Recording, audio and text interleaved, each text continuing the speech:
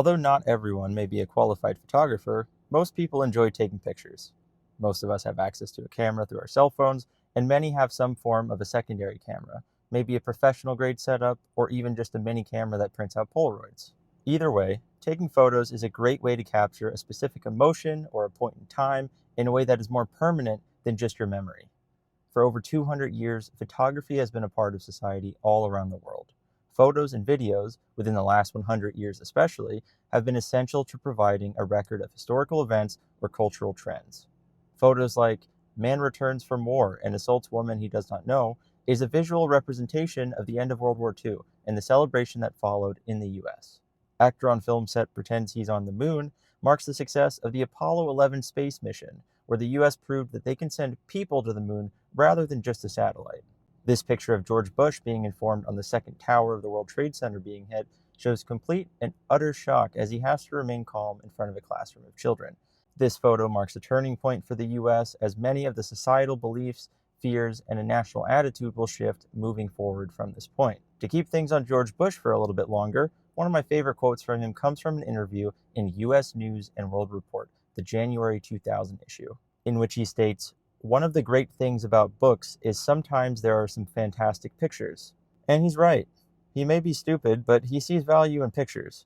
And some of my favorite pictures are ones that I've actually taken myself. This reminded me of an old photography project, if you will, that I worked on in 2023, where the goal was to take portraits of strangers during a road trip that I took from Indianapolis, Indiana to Birmingham, Alabama, only using a disposable camera. I did take a few pictures of my friends, but most were people that I never met. I believe the camera that I used was something along the lines of this one, but overall, I took really cool pictures and then never did anything with them. This feeling of wanting to actually put this idea to use led me to come up with the idea for the Collaborative Photo Project. The rules were pretty simple. Any pictures included had to be taken yourself. Self-timers and selfies are allowed, but a picture that someone took of you is not. No edits, at least not extensive ones, were allowed, and definitely no AI. Up to 4 pictures can be sent per submission. Sending 1 picture is good enough, but 4 is the max. Each submission must have the following information: the name of the photographer, a description of who or what the picture is, when and where the photo was taken, the camera that you used to take the photo, then a short or long description of why the photo is your favorite. This has to be included for each picture that was sent in. So for further clarification, here's an example of what a good submission for the Collaborative Photo Project would be. Here's a picture of Michael Jordan after winning his first NBA championship. This photo was taken by Andrew D. Bernstein on June 12, 1991. The location was in LA, as it was an away game for the Bulls against the Lakers. It was shot with a Nikon DSLR, and the significance of this picture is that it signifies the start of a three-peat championship run for the Bulls. This is MJ's first ring, his dad is pictured with him here, and just a lot of emotion is shown in this photo. Here's an example of a bad submission for the Collaborative Photo Project. This is a picture of Haley Welch, the Hawktua girl. As we all know, this is from the viral Hawktua video from downtown Nashville in 2024. This loses eligibility to be in the project because it's a screenshot from a YouTube video, and that is against the rules. So now that the rules and guidelines were set for this project, I sent off the instructions to friends, and they sent back some really great submissions.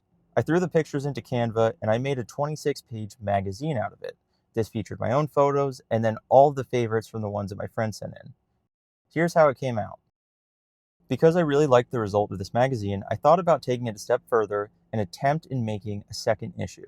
I went back to Canva, made some flyers real quick, then went to FedEx, and I printed out around 25 of them. Scan this one, pulls up that email prompt, you fill that out, you send it to collabphotoproject@gmail.com, and then on the bottom here, this one, scan this. This pulls up the first issue of that magazine.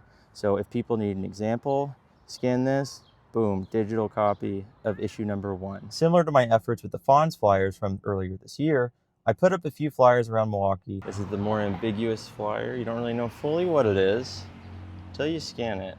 But I wanted to be more forward in my approach for this one. I would target 3 primary spots in the city that I believed would have the best demographic of people who would both understand what the project was and how to submit their own entry without having to explain too much on my part.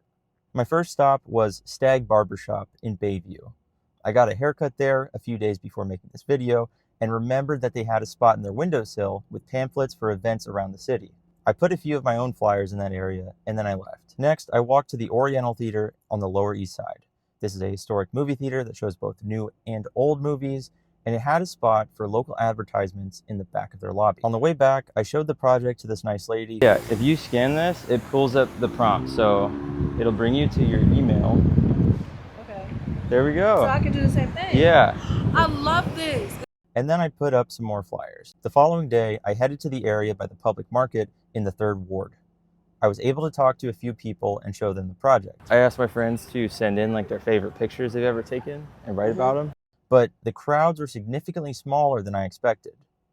I made sure to put up the rest of the flyers there, and then I headed back home. I figured that at this point, enough flyers were hung up, and I had talked to enough people that I should be able to get enough submissions for a second issue of the magazine. I made sure to keep an eye on the project's email inbox over the next few days, but the results were really not what I expected. So at the point of recording this video, it's been about a week since I put up the flyers in the attempt to make a second issue of the Collaborative Photo Project magazine. In the past week, I've received 2 emails. The first one was just the basic prompt that it pulls up, but nothing was filled out. The second one was someone saying that they saw a picture of the flyer on the social media called Blue Sky. I didn't really know what that was. They said that they saw a picture of the flyer on there and they had more questions about it. I never did respond to that email because I feel like that was just a sign to maybe call it quits. Needless to say, thank you to everyone who contributed to this project, and just because the second issue of the magazine didn't work out doesn't mean that it wasn't a fun time. To conclude, here's what the first issue of the Collaborative Photo Project magazine looked like. I've linked the digital copy in the description of this video if you do want to take a look at it for yourself, or even print it out and put it on your coffee table or something.